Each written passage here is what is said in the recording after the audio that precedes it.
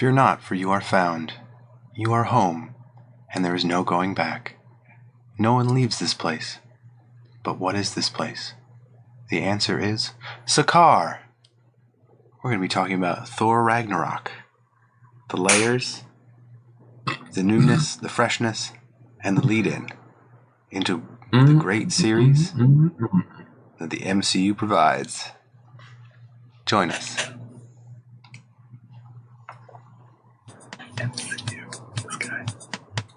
So I'm Dan. And I'm Nick, folks. We're old friends dissecting one topic at a time. People, technology, media, we've got it all covered. Each discussion here is a deep dive into our unique perspective. There's a guy that's in charge of Taboo, that, right? hidden subjects, they're all on the chopping block, baby. We don't pander to popular opinion. We might even get a little bit dirty. Warning, this podcast may contain mature language and sexual content, and is for infotainment purposes only. So join us. Have a good time. Open up your ear holes, because we're going to fondle your follicles. Prepare yourself. Prepare yourself. Prepare yourself. You're now meeting the Grand Master.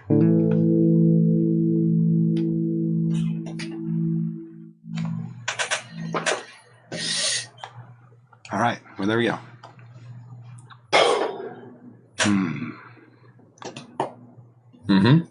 So, this movie was good?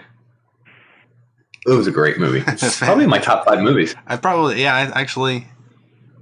it's Maybe in top 7. I mean, if you want to my argue. top 5 movies. Okay. Like top 5 movies of all time. Definitely the decade.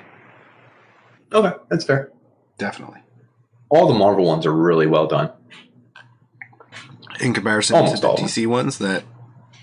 So yeah, stark and just in comparison to movies in general, they're just well done movies, no matter what. Yeah, you can pick one. It's not your favorite, but it's going to be well done. Oh yeah, we'll hit it for the most part. We'll hit it. We'll beat it with a stick. Okay. What any key things that you want to hit? Anything it's funny as hell. It's literally super dry humor. That's why the movie Snatch is my favorite movie. Okay. And so that was one point. Do you have any other points you'd like to hit? The action was great.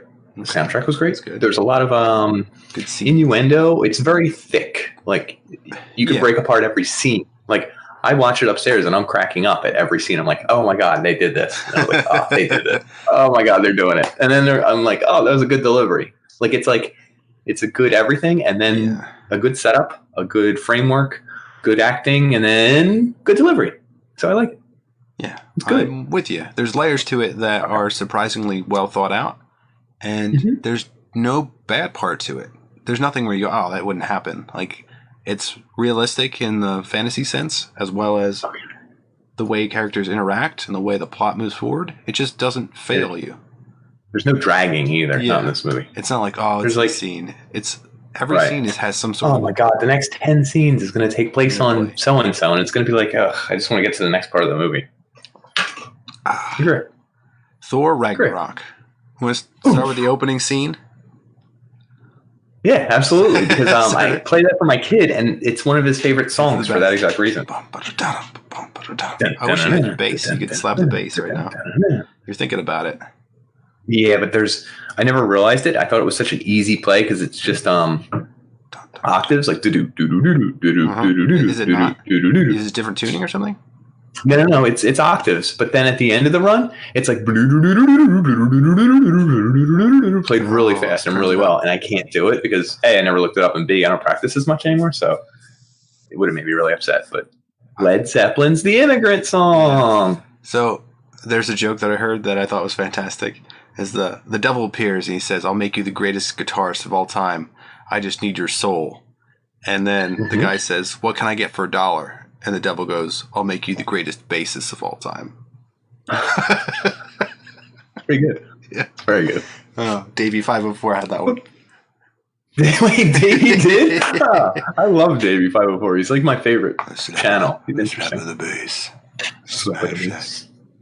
Smash that like button. Yeah.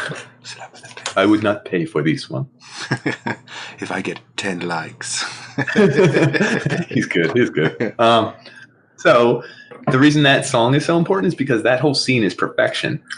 It opens up with him trapped in a cage, and you're like, oh my God, how did he get here? Like, oh my God. Yeah. Because he's not, it's mystery, like adventure. Right. But it's cool because most of them open up with all of them. And this is going to be just Thor by himself. That's like, this is his movie by himself. Oh yeah. But he's trapped in a cage and like, oh no. And he's just really waiting till he wants to be caught. And then he wants to be questioned by what's the guy's name? Serdar. Serdar. Thank you. Yeah. Anyway, because Serdar's dome, his helmet, his magical helmet will be the beginning of Ragnarok. Mm-hmm. So he got captured to find Serdar, who's a giant skeleton, a foreboding, giant, mean skeleton that sounds like this. Sounds like this. Kind of. He does, yeah. So, and it's really funny because he's dangling from the chain, and that's where I knew the movie was really funny. And he's like, you son of Odin have no idea. And he's like, hold on. Because he's spinning and his back is turned towards him and he's slowly spinning. Sir, you son of a bitch. Yeah, he does. Yeah. Good delivery. You son of a bitch. Yeah. And then it's funny though, because he's like, hold on. I'll be back around. I'll be back. Just give me a moment. He's like, seriously, I'm not doing this. It's like, it's tense. It's tense and relaxing at the same time. What they do with this movie is they make you excited and also a little bit of, never really worried, but like a little intrigued. And then it's funny. You're like, you're never like fearful in any way. No, because I think it's hard to make an audience fearful, especially when it's grown adults watching kind of not a kid movie, but like an action adventure sci-fi movie. A children's movie. Going to be, who reads comic books?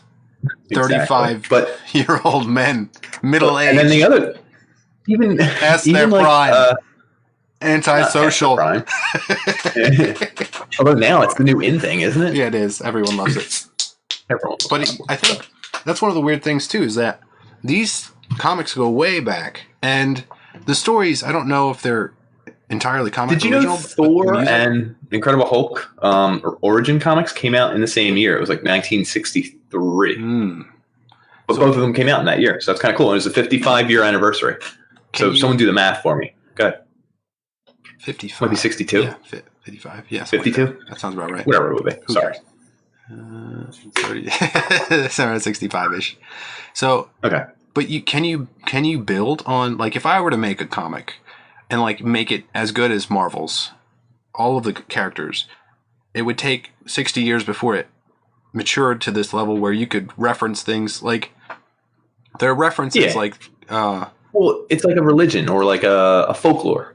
It's not just, you can't make something up and then a year later expound on it. It has to have shoot offs and reshoots and rebuffs and polishings and changing a little bit and altering and team up with another comic and like completely isolated people, artists, like referencing it, like the music, like referencing Norse stuff, but also like I Am Iron Man, like the Black Sabbath stuff.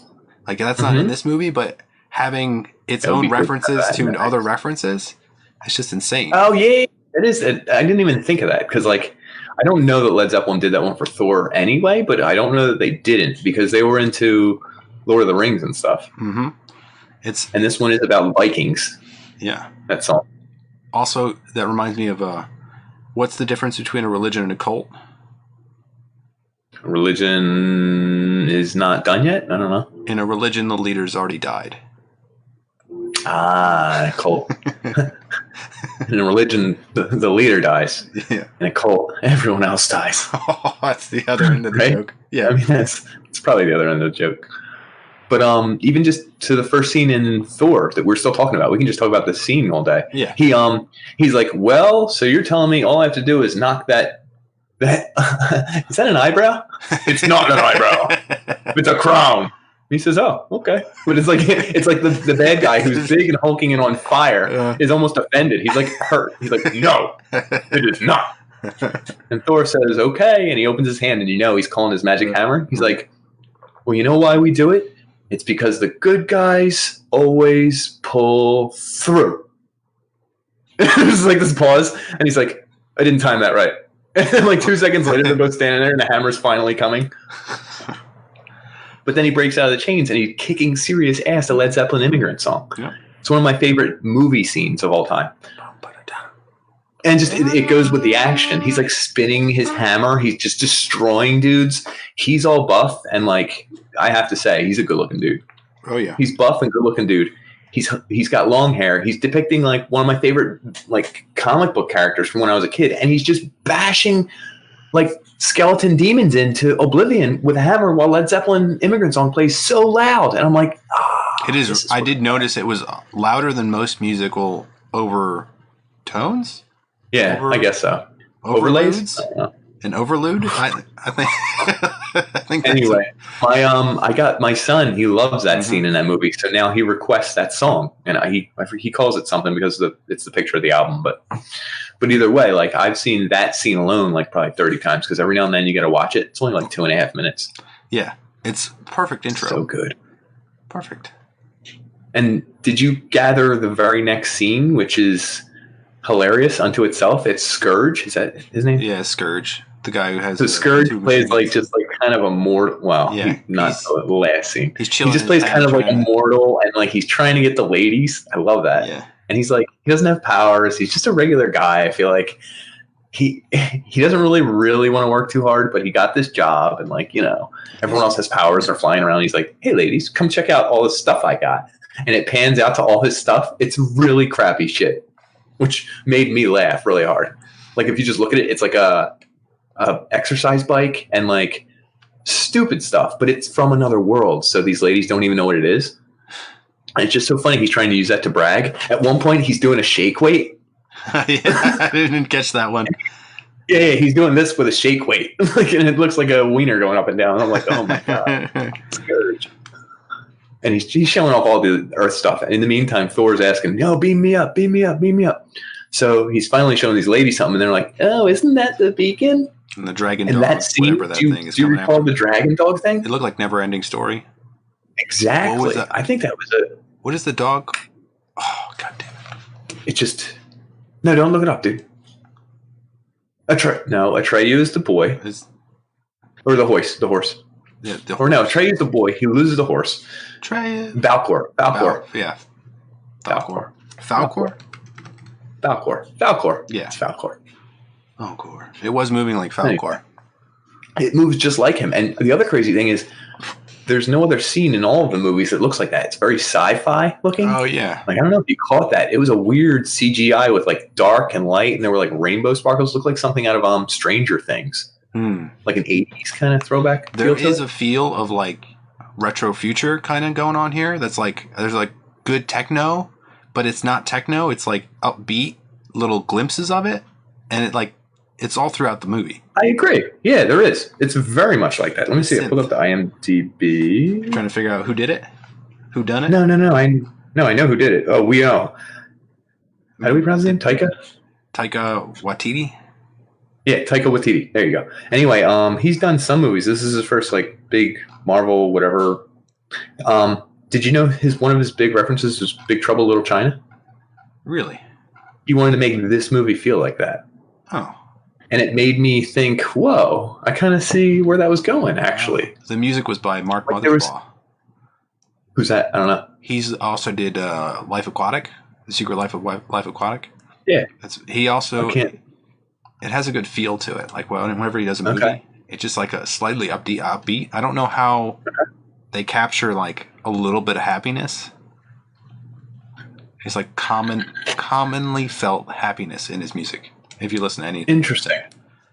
Well, what I noticed, it's not really long, drawn out, super orchestral, which a lot of like epic stuff is, and it sometimes gets old and I don't know. Dun, dun, dun, it's like drags on. It's like too long. So typical. Yeah, it's cliche so much that you're just like, okay. So it's nice to feel it kind of like a fresh air. I don't know if that makes sense. I'll put it this way too: is that like playing certain video games, like you have that same sort of feel to them. Like this feels like you're playing a video game. Instant satisfaction. Yeah, like it feels good. It's a good fit. The movement and the battle system feels good. Like you're moving around, everything flows pretty good. The battle system's good. The buttons are intuitive. Like that's how it feels. Exactly. And they layer things in there that I'm going to keep saying it. Layer things in there. Layered. That like they'll set it up. They'll set up that joke where the dragon is following him, and you know that Scourge is just enjoying himself, and then he warps in hits Thor, the portal, and the dragon head just like splats on the ground and sprays them all. Just the head, and slides. It slides towards the two attractive Such good females. Graphics. The visuals. Eyes roll open and the tongue opens and just green blood flies everywhere. And they both look at each other and scream. And you know Scourge just lost any chance at anything with these women. But great. It doesn't even matter to be that good. That's what makes it good. No, it could have just been like a look away scene where you don't see anything, but they just get splattered like a crappy movie. Right. But they totally showed that head steaming, sliding across the ground, and the tongue rolls out. It goes. I wonder how much they spent on just the graphics of that one scene. I don't know. It's interesting. Do you think more than you make in a year? Yeah, I think so. I would pin it at like several $100,000. No, for that one scene? I think so. It's got to be like $100,000. I don't know. How much did this gross? Thor Ragnorok? 180 million, I mean? It's got to be more than that. In the first 10 days, I'm sorry. Like it's opening. I didn't see the full number. I don't know what it's up to. I just know it made like 180 in the first 10 days. The production budget was 180 million. Gross was 315. Which is... I think, actually, this is like... I would take Infinity War and Endgame, and I would call this the intro to those two movies. Makes sense, in a way. So it might it is, but... It might have set up Infinity War and Endgame to be that much better, because the feeling of this one was perfect. So would you say those movies are better? There's... Since there's so many heroes in that, it's easier to feel like emotional towards something because it pulls on different parts of your personality. Of course. Well, because it's like combining movies. It's like an old movie. It's a... But Thor is so likable in this one that you almost feel the same towards him as you do towards like 12 other characters. Like a dozen characters equals almost, actually a little bit more than Thor. Maybe Thor almost equals 12 characters. When's the last time you saw Thor 2012? Which one was that one? He first appears on Earth. They have like a mining equipment, or they're like doing a government setup. Eventually, that big metal thing shows up. He falls in love with what's her name, the girl who wasn't in any of the Marvel movies anymore. She like refused to. Oh crap! It's funny because Natalie Portman. It is Natalie Portman. It is Natalie Portman. Okay, cool. Anyway, those movies, that movie particularly, Thor 2012, is one of my least favorite.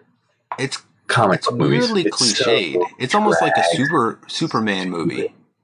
And yeah, it is Supermanian in that he never... Those movies, the bad version of this, which would be Thor 2012, is he doesn't really use his powers at all. He's trying to be human. He's trying to be accepted. There's not a lot of action. It's like a lot of like these humans... They don't trust me. I'm trying to gain their trust. And then there's like my father's in another world. And then like at the very end, he's like, I'm going to use my powers. And then an ultimate evil shows up to threaten everyone. He's like, I'm going to use my powers. And then he like throws a hammer and hurts a guy. And you're like, yeah. Whereas this movie, in the first 1 minute, he's listening to Immigrant song and swinging his hammer so fast he can fly. Like the humanizing aspect of it. Like, they're trying to do the same thing in both movies, if you realize that. They are. Yeah. They're trying to make him human. I like doing it the reverse way. Where he's all built up? Yeah, and then you break him down to human level. Because what does he lose in the very beginning? Yeah, well, he loses his hammer. He loses his father. Well, before we even get there, because we can kind of do a chronology. You want to do the he sees... Strange? Do it. Doctor Strange? The play. You're before that. The play. With like he shows up and Odin, fake Odin, which is Loki, is watching the play with who's in there? Matt Damon as Loki. Matt Damon plays Loki. That's genius. His brother Luke Hemsworth is playing Thor. Yeah. And then Sam Neill as Odin. Sam Neill. Who's fan? I love Sam Neill. Sam Neill, like where did that come Park. from? Like, is he friends with someone or something? Yeah, the guy from Jurassic Park. Clever girl. Or not clever girl, the guy who, whatever. But yeah. So good. So good. It sets up the interactions and dialogue. Nowhere. Yeah. It's that's cool too, because that cameo doesn't belong anywhere. Like, I was like, is that Matt Damon? The first time I saw it, I was like, I think that's Matt Damon. Why is Matt Damon in this movie? Because I'm thinking it's a superhero movie. Is Matt Damon going to be a superhero? No, he's just playing an extra, which is ironic. He's playing a character in a movie based on a comic book based on the previous movie or something. I don't even know. What is that play based on? Like, what is the play based on? It was like Loki being a hero or something. So I think it was like fictitious. So it was right. Loki. Yeah. That's hilarious though. That's layers when you think about it. Yeah, and the way it unfurls, you don't even have to have any dialogue to it. Like the play itself doesn't really need. I don't even remember anything specific about it, but it makes not at all.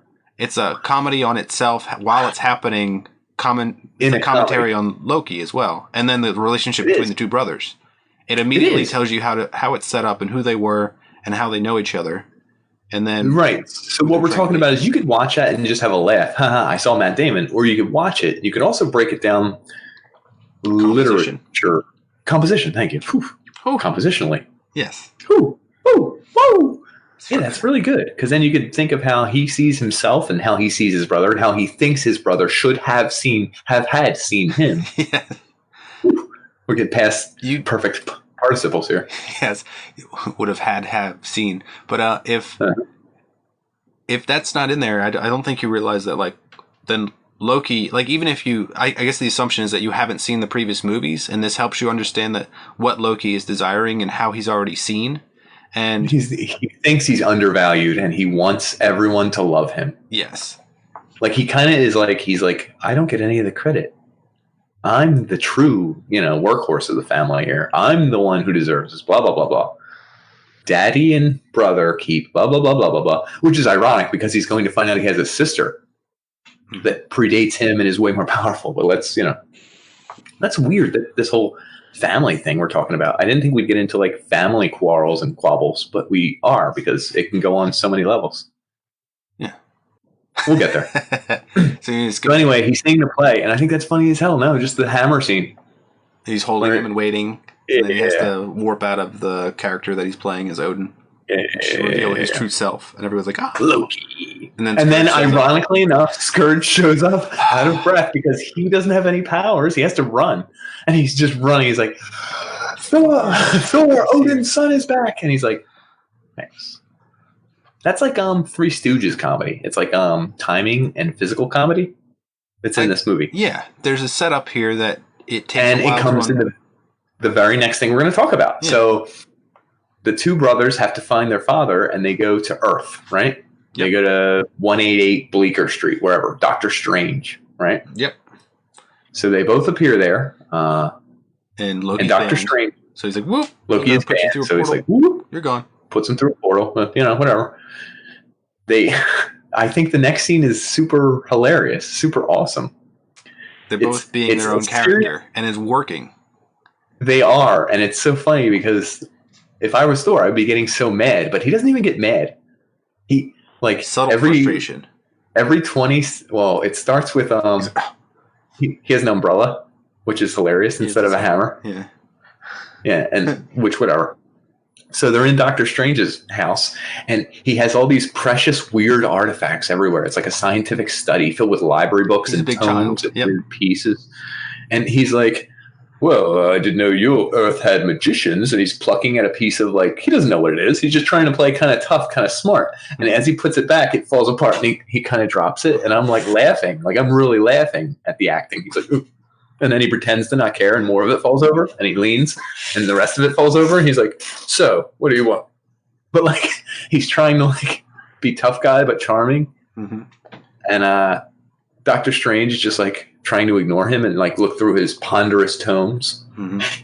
And every time he decides to change position or move somewhere, he teleports them both. And it's just so funny because he does it, like, every 5 seconds. Every time Thor gets set up somewhere, he just teleports, and all of a sudden he's like, and then he's like, so it's off kilter, but it's also welcoming because he like brings him in, sits him down, he gets him tea, gives him a beer. Like, I don't drink tea, and then it's a beer. yeah, and he keeps filling it up. So like all the while, even while he's like teleporting him, and Thor's getting kind of pissed off, he's still splashing beer everywhere. So it's still like a reminder that he's still welcome there. It is. It's a little bit of both. Yeah. Right. Well, they're both annoying each other the equal amount. I feel like. Yes. Because he's spilling beer on all his stuff. He's like knocking over books and things like a large child. But at the same time, Thor is like just trying to stand against something, and he keeps getting shifted and moved. and I think that's such hilariously good acting.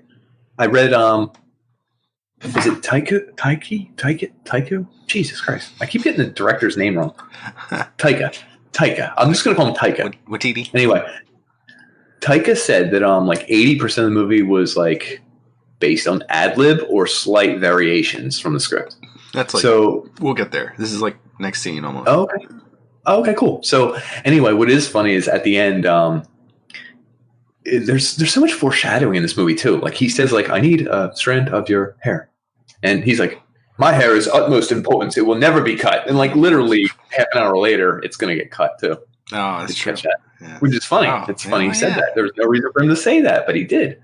So anyway, he grabs a strand of hair. Loki appears.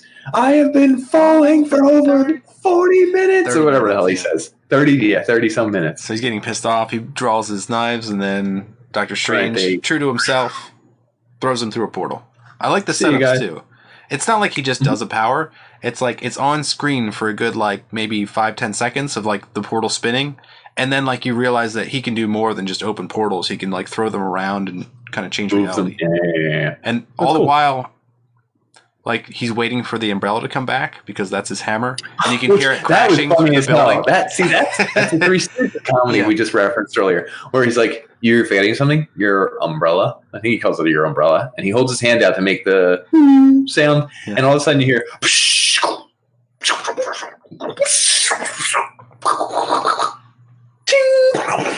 and he's just making this embarrassed face because he's like, "Sorry." Sorry. Did you touch when he does get the umbrella and like catches it? He like brushes it off all the like glass, like the. Does he? I didn't even notice that. That's good acting. He knows it just broke like 40 artifacts, and glass does come out of it, like when he brushes it off. So it's like they have thought about how to use the prop. That's good. That's good. So they warp in.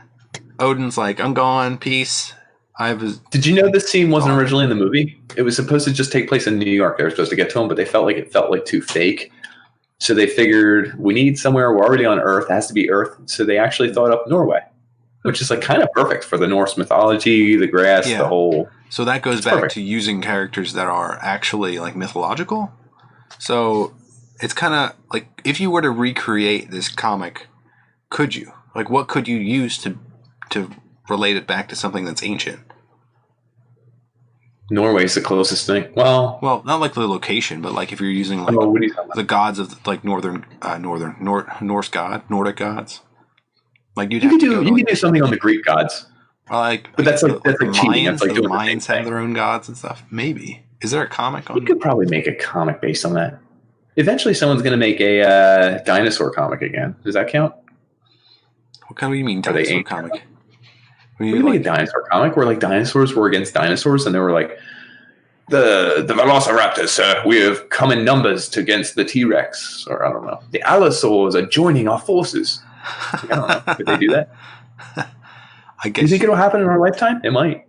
I think the CGI would have to be cheap enough so that every character could be CGI and look real and be emotive. If you could make a dinosaur be as emotive as a human being, that'd be. We don't know how they emote, but I guess with money and creativity and whatever, new ways to look at the bones, whatever. Well, let's not get into it. Move on. Next topic. So Hell appears and changes everything by Cate Blanchett. She's a badass. She's good in this movie. You know, this is the first Marvel movie that there's a female bad guy. Really? Female villain. Really? Yeah. Bad girl. Or main villain. That sounds so dirty. There's a female. I know, I did. Female bad girl. Bad girl. Ooh, she needs a little spanking. No, the main villain is a female. Sorry, I've worded that weird. There's been like 20 movies. There's no female.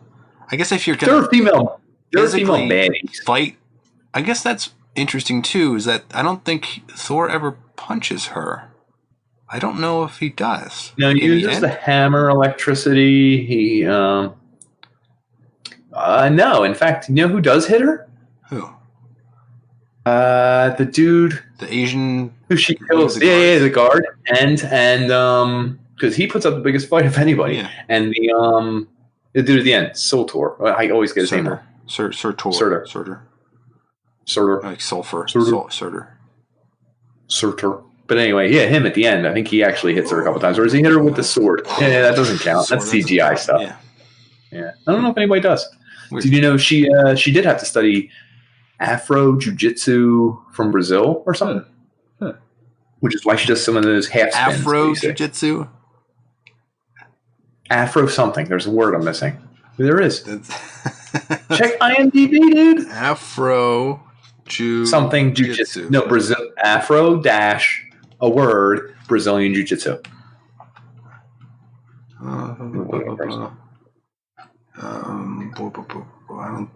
Afro coteo. It begins with a C. Coteo?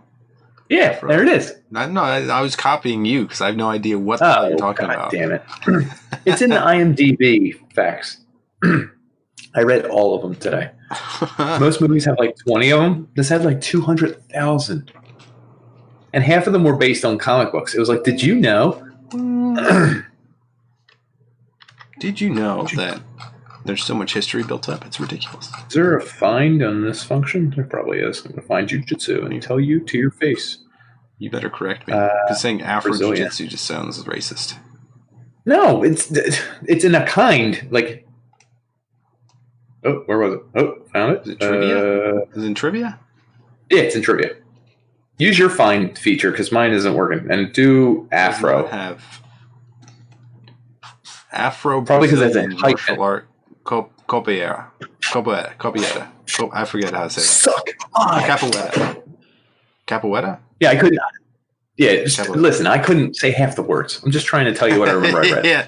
And all I know is it sounds like she had to do a lot of rolls and like core exercise and everything. She plays a real badass. I think she's sexy too in this movie. She's 43 or 53. I would say she's in. She is sexy. You might have to be with your thing with the skin tight latex or whatever. I think that's one of my fetishes. So probably why. That could be why. She's born May 14th. Oh, that's close to my birthday. 1969. Hey, and so that makes her 6. Yeah, she's like 69 to 19. 50. Yeah. Dang, dog. She's looking good for her age. She only played this because her oldest son was into Marvel and stuff. Really? Yeah, the role was originally for Therese Theron, whatever fucking name. Okay, that would have worked too. Exactly. I think either one would have been perfect for that kind of role. Yeah. But anyway, she did it. Her oldest son liked it. He was a cameo, one of the uncredited. You should see the list of uncredited cameos for this movie. There's tons. Yeah. I didn't get it, but I think it's a lot of like relatives and friends and like people. Like her son was one. Really? He talked her. Yeah, he talked her into getting the job. He's like, "Mom, do one on Marvel. I love the Marvel movies. It'll boost your career." And she was like, "Okay, son." And she did. Right up for that. So, your career, Cate Blanchett, is going down the toilet. You need to do Thor Ragnorok to bring it back. Well, it also could have just been a kid talking crap to get his mom to play the superhero movie so he could meet superheroes and stuff. Yeah. No, I'm kidding. Probably. So she's awesome. She's all powerful. They have Thor's hammer destroyed by her. So he loses. So rude. He essentially loses his freedom. Mostly almost power. His power, and then his father. Well, trifecta. Almost his freedom. Well, he does lose his freedom in the next scene. He does. Yeah, you were skipping ahead, but yeah, that's fine. Yeah. Loki gets kicked out. Do you know what's funny? When Loki appears in either Thor 1 or Thor the 2nd, I don't remember the tagline for that one. The first words he says when he steps out of somewhere, maybe, is "Kneel, therefore you shall live," or something like that. Uh-huh. Guess what Cate Blanchett says as soon as she steps out? Kneel before me. And it's kind of funny because also throwbacks. A little bit. There's a lot of throwbacks in all these, like even little quips and quims and talks and sayings and little, Yeah. Great layers. Lots of layers. She composition. She pretty much could have kicked their asses right there. And father disappears, so he loses his father, gets banished into the netherworld, and speed along. Recapping. Okay. You want to speed it up? He lands on a trash planet, right? Yep. And gets captured by a drunk. Yep. Is it Tessa Thompson? Yep, that's her name. Valkyrie. She looks hot in this. She's a scavenger. She's based on the Valkyrie that's a superhero in the Defenders. I never really remember the backstory of Valkyrie, but I know Valkyrie. Valkyrie was like a blonde with Tom Cruise in it, which has no relation. No, that's not relation. She in the comics, I think she's a blonde, like Viking type woman who has powers. But anyway, the director Taika said that he didn't care whether she was blonde, fair of skin, light of skin, and she's actually fairly ethnic. I didn't realize this. She's like half Mexican, half not Argentinian. You were correct on the Mexican. Yeah, I know. I read this today. Yeah, and I said not Argentinian, so I know it's not, but it's and British Isles ancestry. Oh, British Isles. Yeah, like Afro-Panamanian. Panamanian, baby. She is unique. There's definitely unique beauty in her that is unmistakable. You look at her and you're like, well, you're interesting. I said she was right for the role. So she's a drunk soldier who wants to forget the past. Like, that's cool. Yeah. I'm down with that. Actually, ironically, her past was working for Thor and company. I think, yeah. Skip over those plot lines. Keep moving it. I'm not skipping. I'm hinting at them because we can tell there's a connection somewhere. Yeah, no, definitely. They are both of the same mind, kind of.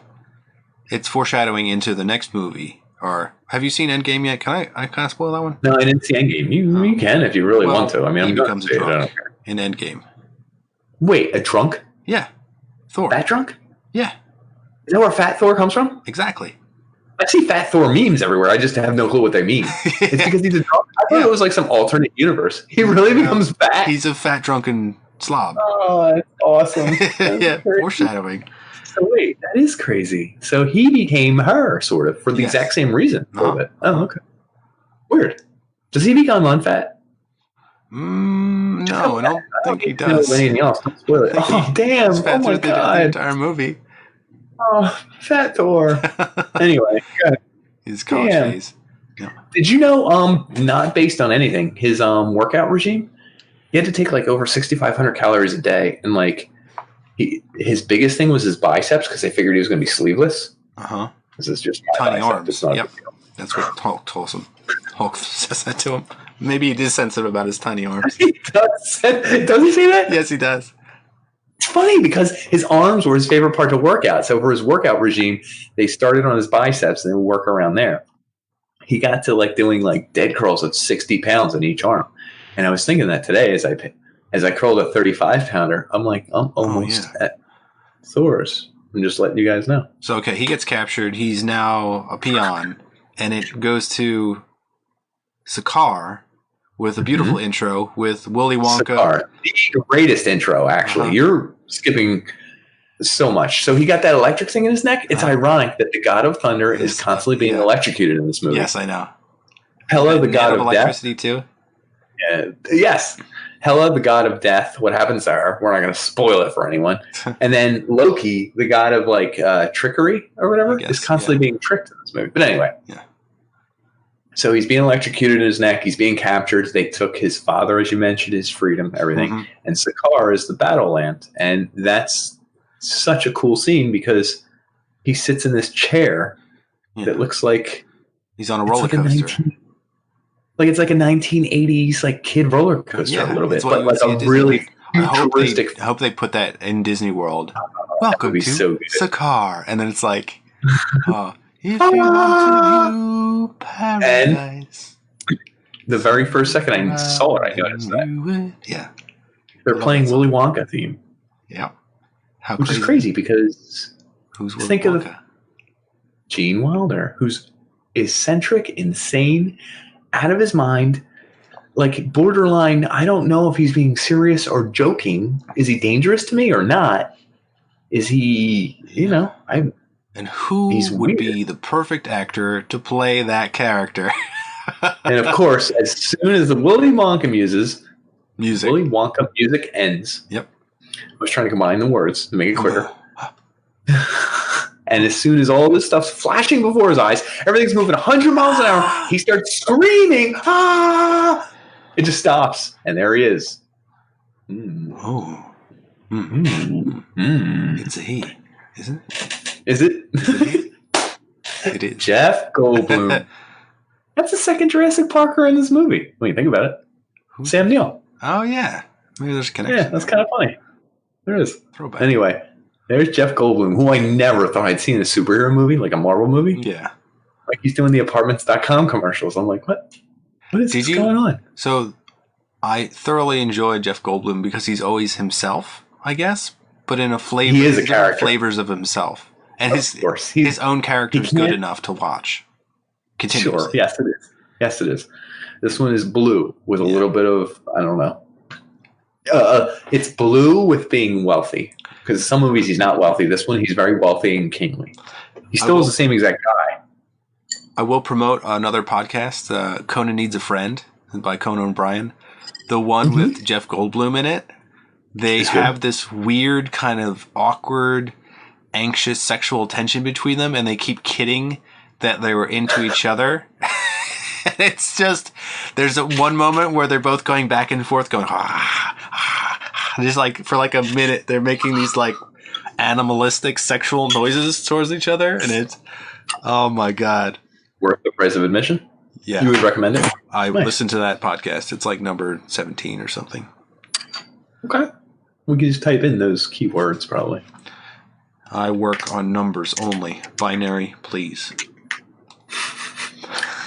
Anyway, the whole interactions with him are hilarious because it's the Three Stooges-esque and Jeff Goldblum-esque. Like, he's trying his hardest to burst his super strong arms, which they purposely show in every scene because of what I mentioned, his training and everything. They want to really highlight his strength. He gained like 25 pounds of muscle for this role. Number 15. Yeah, good thing you're wrong. But he's like trying to break out of the chains, saying things like, I'll kick anyone's ass to get off this planet. And like Jeff Goldblum is purposely like playing it so loose. Yeah, he's like, whoa, what was that? Did I just see sparkles? Oh, Sparkles. Hey, we got the god of Sparkles here. Hey, Sparkles. And he's like, I am not the god of the Sparkle. Like, he's so mad. Like, he's really getting under his skin. And he wants to kick his ass, but he's like, haha, all right, baby, let's move on. Did you know that that keyboard line was really played by Jeff Goldblum because he plays keyboard? Yeah. That little... Yeah. He has in the IMDb, he has a jazz number with someone else. That's awesome. I'm guessing that's an original, dude. That's an original JG. That's awesome. That is amazing. But, like, the interaction is so great. And, like, he's like, just pay her, please. Oh, my God, she's gorgeous. You're gorgeous. Thank you. And the other girl's like, she's a bitch. She's like, whoa. Whoa. She's a bitch. Like, there's, like, it's such good humor between those three. I already feel like I know there's a history between those three. That's the funny thing about this movie. You don't have to know the history either. Never tell me. No, they never do. It's just hinted at in such a way by their interactions. She's like, what do we always say about number 13? What do I always say? She's terrible. No, why would you say that? I didn't say she's terrible. Why would I ever say she's terrible? I'm trying to say she's good. Pay her money. Pay her. Doing that Jeff Goldblum. No, of a. And then when she gets her money, she like tickles him or something, and like he's like completely lost in the moment. Pay for this. yeah. When he does that thing to him, and he goes, ooh. He's like, he's lost. Yeah. It's amazing. Yeah. Oh. It's funny. It's great acting. And then I get paid for this. You're gonna pay for this? I got paid for this. You're gonna pay for this? I already got paid for this.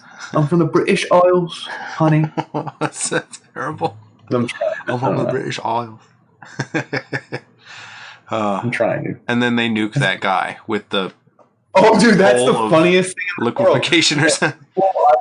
Death stick. So the exact wording is, I absolve you. Yeah, and it's like Thor, this super buff like warrior, and this other like blue dude who's like quivering, going, oh my God, oh my God. And he goes, hey, I absolve you. And then he goes, of life. And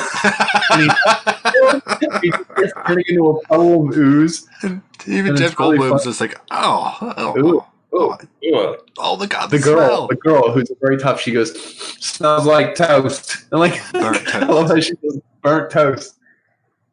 It's so good. All these little interactions we're hinting at are worth the movie alone. Yeah. And then Serdar comes back to life, and...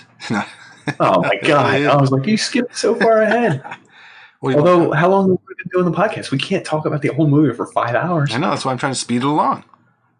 All right. Well, so Cate Blanchett, a.k.a. Hela, appears and tries to reclaim her throne. Do you know what's ironic? She destroys what?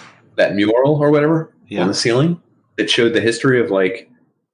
Did she wipe it away or something and something else is under it? It's her or something? Yeah, something's underneath it, meaning that it's older than the new stuff. So they put new stuff up to cover the old stuff, which is interesting because why wouldn't you, A, just get rid of the old stuff, and B, you entirely covered the old stuff to try and hide from the truth a little bit? Like, that's kind of shady. It also explains her character perfectly. Like, true. She's older than them. Yeah. She's been around forever. Well, and she's more important. Like, she's the true truth.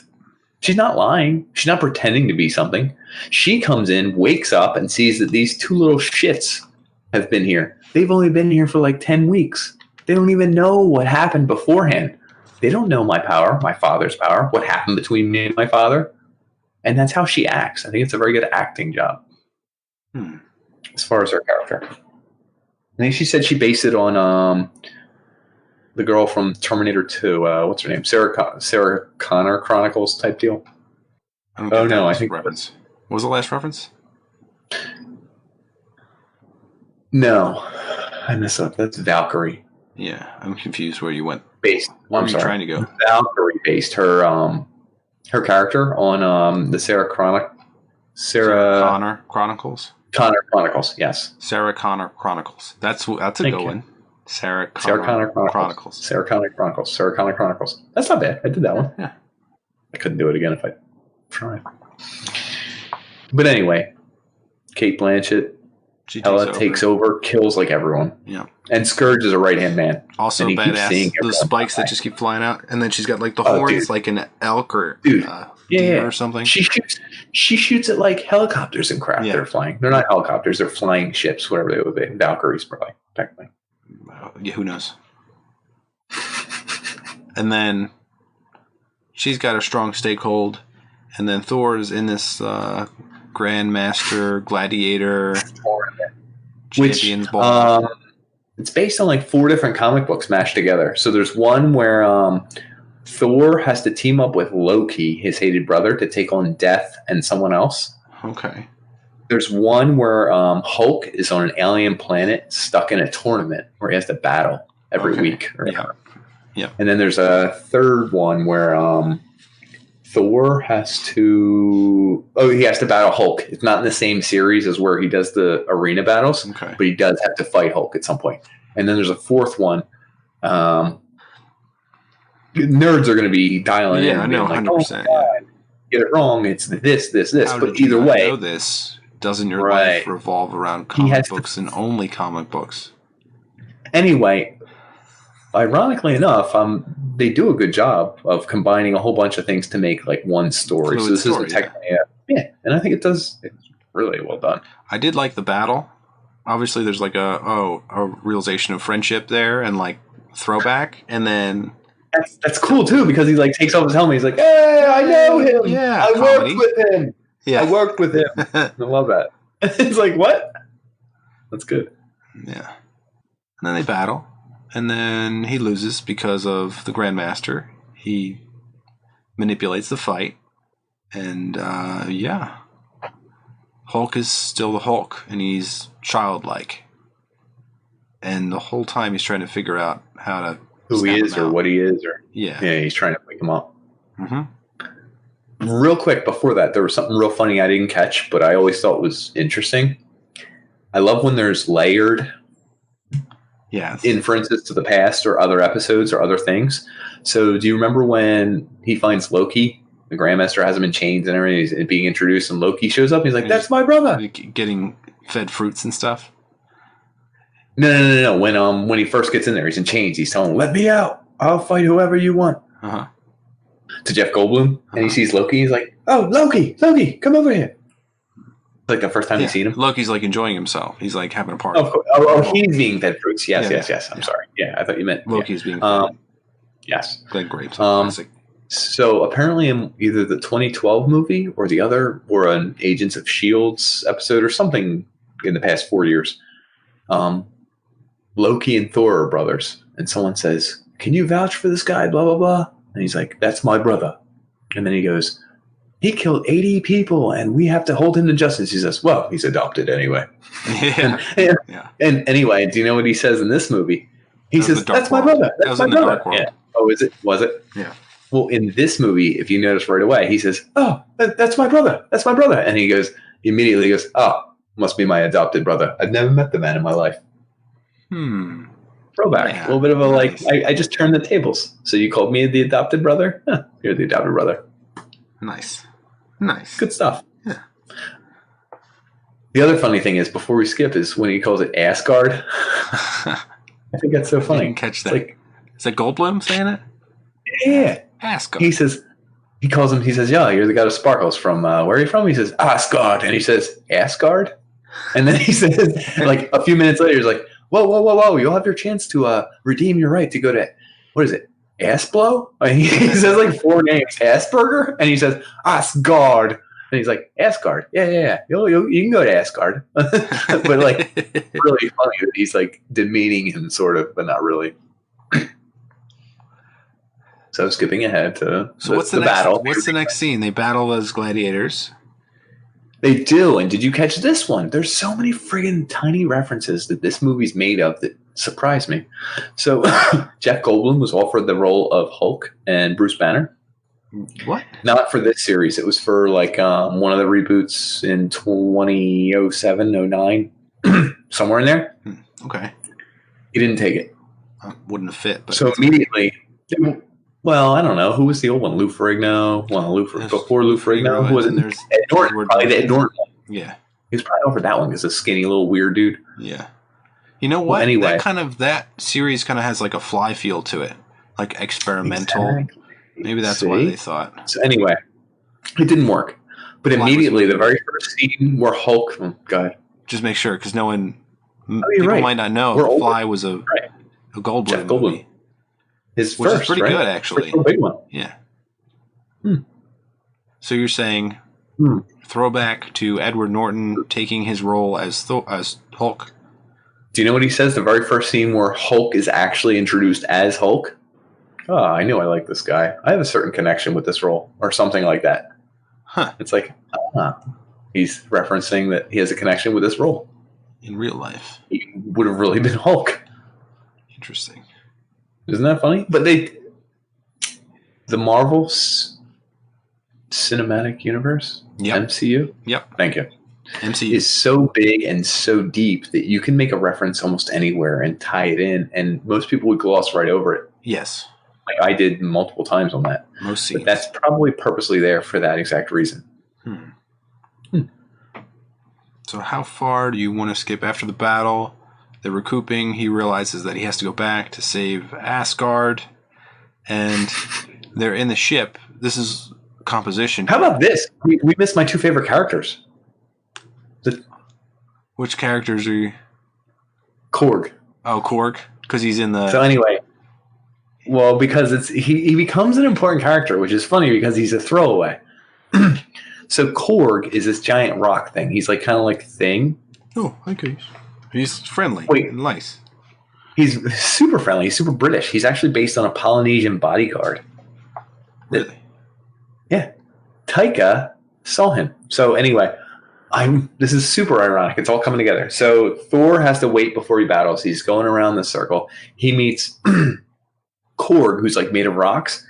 And he says something that makes him sound like Thing, because he looks like Thing from Fantastic Four. Okay. He's like, well, I am a thing, but, well, I'm not the thing, or something like that, to that effect. And it's really funny, because he looks like Thing. Yeah. Well, super ironic, that's actually the director, Taika. It's voicing him. And it's the funniest character, I think, in, like, the movie. He says, well, I don't know what you're going to do, but you can battle the guy or die, or you can do whatever you want. And he's like made of rocks. And he's like kind of like, he doesn't care. He's like, maybe you could do it, maybe you could don't do it. And then he says, "Oh, and don't mind him, Mrs. Meek." Meek. Oh, yeah. And Meek is just like a beetle, a beetle grown in full size with blades for arms. It's like Pickle Rick a little bit, I guess, a little bit. Like this is really fun. Meatwad or whatever. Kind of like Super Meatwad meets Pickle Rick. But those two characters are great because like they're kind of like friendly to Thor for no reason, but they're not like they're not downbeat. They're not downtrodden. They're not negative. No, they're very upbeat. They're in the worst aspect of life, but they're pretty upbeat. They're like, hey, maybe you can grab this torch here. Maybe you live. You probably die, but maybe you live. Maybe you know what I mean? It's like a British accent. You could. I like that. You could live. I don't know. Oh, you go around in circles. It's no big deal. Like it's just, I enjoy that character, and it's funny that it's the director who is probably behind all this funniness, right? Could be. So fast forward when he's trying to escape, unless you want to talk about something else. No, go ahead. Okay, so they're trying to escape. They go to the ship because they can see the ship from their giant tower, Hulk's giant tower, and he's on the ship. He's trying to fly it out of there. He gets the access to it. The strongest Avenger doesn't work for him, and then Hulk comes in and breaks the ship as he's like moving towards him in the cockpit, and they have Scarlett Johansson pop up, and she calms him down, turns him into Mark Ruffalo, and he tries to realize what's happened for 2 years. And they have a scene where he looks at the screen where Hulk is, I think, like moving around talking, and they overlay Mark Ruffalo's face in exact motion on what he's watching the Hulk be on screen. You've noticed that? No, I didn't. That is interesting. So it's like, yeah. Might have calmed him down. Well, the Scarlett Johansson calmed him down, but I guess it's like just mirroring himself. It's just a subtle little thing where he's mirroring himself from a video that he's watching of his alter ego. So well, plus he has a whole dynamic unto itself, which isn't even... It's not even touched on. Yeah. Yeah. It's what's touched on, but not like really, they don't dive into it. Yeah. Frick, man. And I think that skips ahead to them escaping on the Grand Master's love ship after they trick Loki, which is a good one. They trick Loki, man. So Loki's turn the tides against them, and he has the little thing on his neck already. And he goes down. And they don't even, do they bring him with them? He gets on someone's ship because he shows up, but I don't remember how he gets there. He must have Is he on Grandmaster? No, he gets his own. Well, Korg shows up too, so I guess Korg has a revolution, and then that's how he gets out. I guess Korg and Meek. Yeah, masterminds. We're starting a revolution, mate. So one of my favorite lines in this is when they're flying and they're like, "What's the ship?" It's like it's his birthday ship. It's where he has all his orgies and stuff on it. And they all look around, and I can't believe they say that in a movie that's geared towards children as well. Yeah. And then it's like he pushes a button, and it's like, "It's your birthday." I forgot that. I was like, "Where's he going?" Yeah. Oh. Whenever I think of something happens during the day, I just silently say that to myself. Like something good happened, I'm like, "It's your birthday," and then I have a little music, a little techno thing going on. But that's like a director touch. It's like that's not needed in a superhero movie. Oh no, definitely it doesn't even need to move the plot forward. It's literally extemporaneous. I would say it's completely unnecessary and surprising because it's like kind of like lewd. Yeah, risque. A little bit over the top, and you're like, "Damn, this is funny." But that's, I guess, how they portray that character. That's who he is. He's extemporaneous. He's a little bit lewd. He's interesting. It's comedy. It's a sexual essence that is flowing from his being like waves, radioactive waves, just vibrating inside your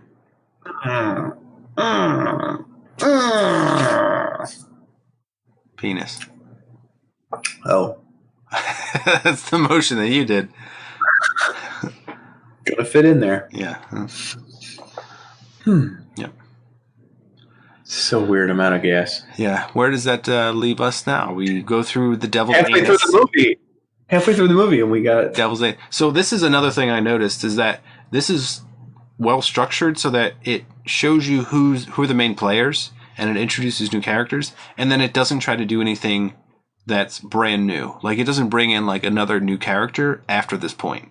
Like, I don't think it brings in a new character after like the quarter mark or maybe the third mark. Well, the one we were just talking about. It's Hulk, Meek, and Korg. Yeah. And those are the only new characters. Once Valkyrie. there, Valkyrie. Yeah. The other thing to consider is Ragnarok. They don't try to they don't overdo it. Kind of like a Lafayette curve. Oh yeah. How does that work? I've heard those are fantastic. It's well respected in economic circles. It's great. Absolutely great. It's like you introduce everything early on. You get it moving. You get motion. And then at this point, you stop and you start resoluting everything. You don't have to introduce new characters. You have to close holes. You can't bring it back, is what you're saying. It's like if you're going to close the circle, you can't make it great again.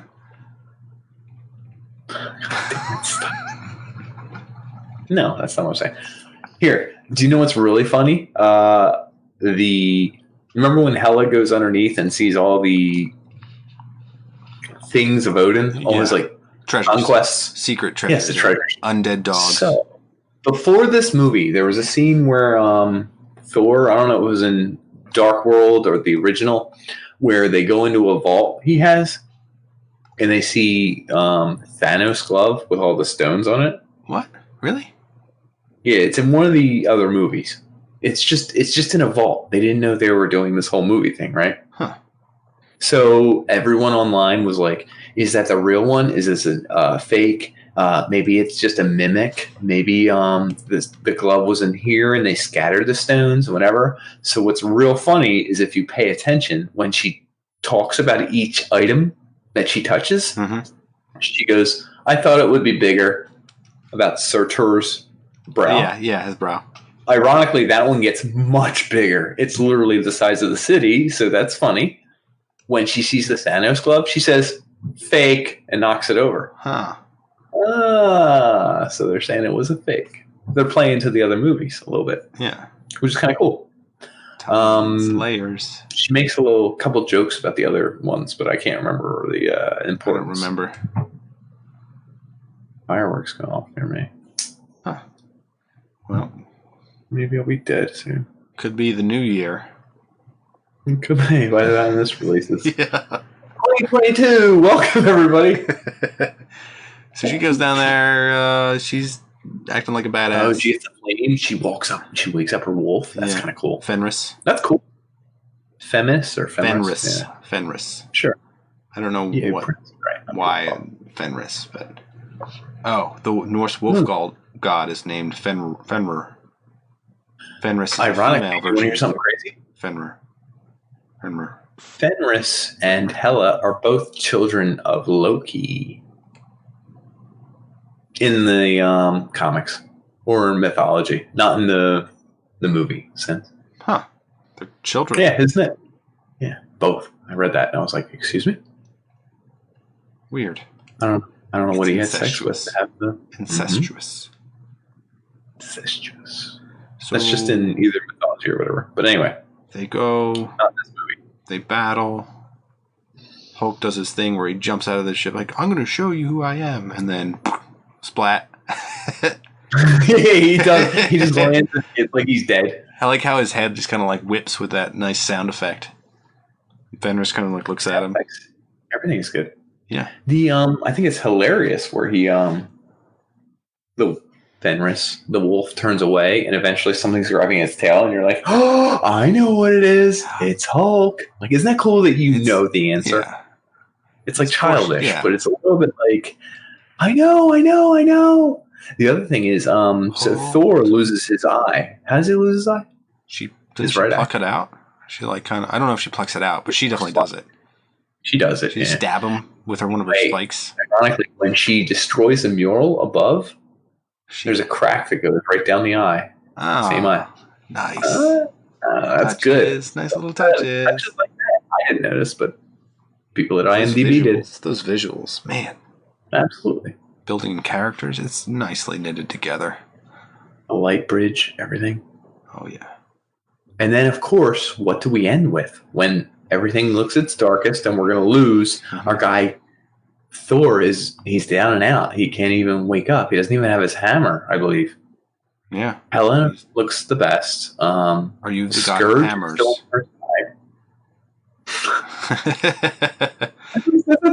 His father? His father says which is hilarious. Yeah. He's the god of hammers. It's like, no, he's god of thunder. Oh. So that is weird. That's underplayed, that line. They bring back Serdar, which I foreshadowed. So they purposely bring back Serdar, which they literally Ragnorok. Killed him to stop this. Yeah. They bring him back to start Ragnarok. It's very cyclical in that sense. Yeah. The original character that they brought in is the one that ends it. It is. And they made him super huge, and he starts destroying the hometown. That was it called? Asgard. Thank you. Asperger. Yeah. And it's a very quick end. They don't draw at the ending like some sort of like cheesy fight. She's just like, no, it's pretty good. It even has Scourge skate. Scourge Redemption's good. Yeah. I like that. Well, even like she's like moving up on these spikes, like attacking Serdar, and then like she realizes, oh crap, and it like only takes like a minute before, like less than literal minute, a figurative minute. She just like. But right before that, I think it's cool where he realizes he's not the god of hammers. Yeah. He's a god of thunder. And he turns all electric and crap. Like he turns. And understands. What music starts playing, baby? Is it the same one at the beginning? Yeah, Led Zeppelin, the immigrant song starts playing again. Cyclical. Can you say the strikes are in time with that song? Some of them are, yes. Some of them are. I can tell someone worked choreography, editing-wise, but it's not all of them. But still, it's pretty badass. It's pretty unlocking his true powers. Yeah, and they're totally, like, kicking the ass of, like, a 60-foot wolf. And, like, Hulk is doing this and throwing something into the water. There's, like, people who were innocent and afraid are fighting back. Mm-hmm. And Thor, who was outmatched the entire movie against Hela, is now like finally walking into his role. He's taking his father's place a little bit. Mm-hmm. Yep. It's kind of cool. I don't know. I like it. Yeah, and they end up sacrificing their hometown so that they can take out Hela. Because both Serdar and Hela are gaining strength from Asgard, so if they destroy it, yeah, they can eliminate her. They jump on a ship, and that's kind of a weird ending. To sacrifice his life, and you know what he calls his two guns? Troy. Des and Troy, which is kind of cool. It's also weird that IMDb even made mention of it. Dez is a wide receiver for Cowboys. Troy is a quarterback for Cowboys. And Troy. Wait, is he a Cowboys fan? That's what you're talking about? Of course, yeah. If I say a first name, if I say a word and you know who they are, then yes. Uh-huh. Dez and Troy. Is he a Cowboys fan? Carl Urban? Yeah, he could be. I don't know. I always thought that it was actually just Destroy. It could be. I don't know why it showed up in IMDb, though. That's weird. He's from Wellington, New Zealand. Carl Urban. Oh, yeah. He's a Cowboys fan. Anyone who's not from the area is always like, I love the Cowboys. It's like, no, you don't. You're not skilled. So the ending of this movie is actually kind of sad, but it doesn't feel sad. Isn't it weird? That, like, if it wasn't as happy all the way through, you would probably feel pretty upset at the end. I think if they drew it out and acted weird about it, it would be sad, but they don't. They move it along pretty quick. They're just like, okay, all right, goodbye. All right, where are we going? It's like, yeah. That's exactly how they do it. They're like, they move on to the next thing. Like, we're ready for the next thing. What happens after the credits? Oh, that revolution. You got to be thankful of Jeff Goldblum. Oh, we skipped one really funny thing. What? Korg, where he shows up to help them and fight them. The Stone Man. he says, "Hey, it's me, Cool. I'll help you guys out. Might as well." And then he's like, "Oh, it's a shame. My friend Meek, he's dead." He didn't. What does he say? He didn't make. He didn't make it. Yeah, he didn't make it. And then, like, by the end of the movie, he's alive again. Oh wait. Oh hey. oh hey, he's not dead. Meek's not dead yet. And it's like that kind of humor permeates the whole movie, but like, it's very funny. You don't know a guy's dead. You do know a guy's dead. You don't know he's alive. What's up? Meanwhile, someone's struggling with their identity politics and who their father is, and he's like, "Don't worry, the beetle that has blades for hands and is 6 foot tall. He's fine. He's fine. He's all right." I don't know what he said. He's all right. Yeah, he doesn't even say he's fine. He's all right. He's good. He's good for now. Then you're like, the contrast is so good. Oh yeah. So after the credits, I forgot. Jeff Goldblum, he's in his own revolution. What did he say? Because he's the ruler that's being overthrown. He crashes on the planet. He's coming out of the spaceship, and he goes, "Oh, hey!" I just like he says something like, "I'd like to thank all you because we couldn't have done it without you." The revolution, like you couldn't have done it without me. He's like, "Congratulations, it's a tie." Congratulations, it's a tie. And that's it. That is Thor Ragnarok. It's so comedic, theatric. It's a little bit epic. It's a little bit action, a little bit sci-fi, a little bit comic. Futuristic. We didn't even say anything about it's colorful. The scenes are very different and varied. So there's a set pace in the way you're seeing the color and the structure of it. It's divided up into different areas.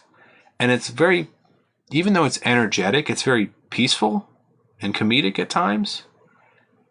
So there's a lot going on that is all getting you kind of like in a weird, energetic and calm state at the same time.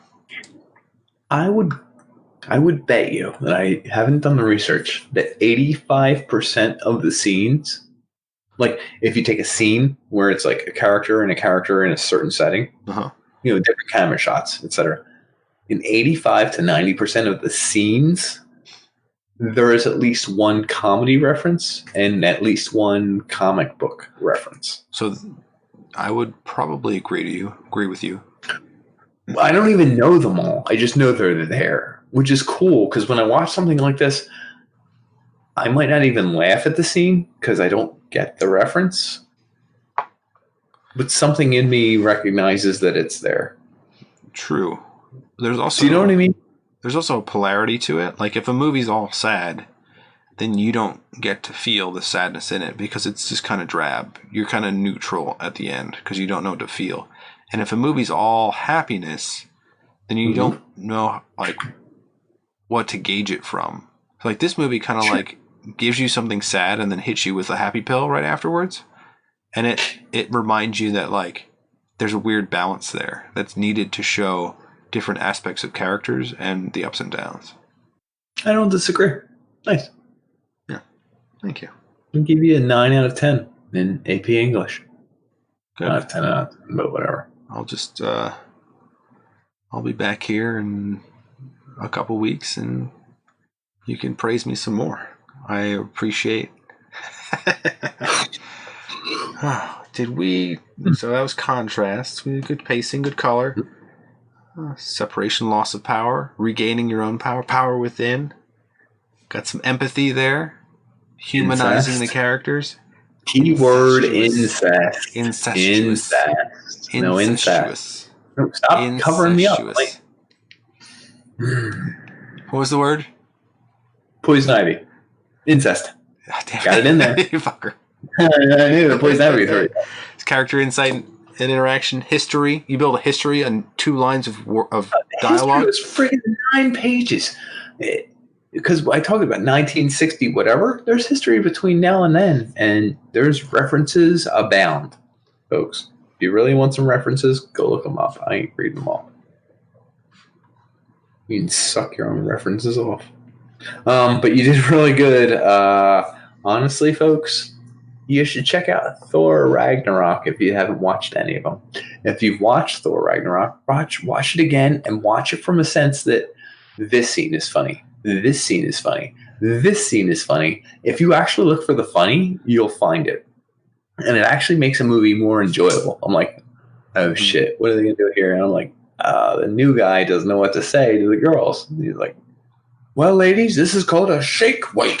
And I was like, that's pretty funny. It's good. It's good. I'm like, there's no need for this, but it's pretty funny. And if you haven't watched Endgame, you should probably watch Endgame. I'm getting there. You're waiting for it. Short.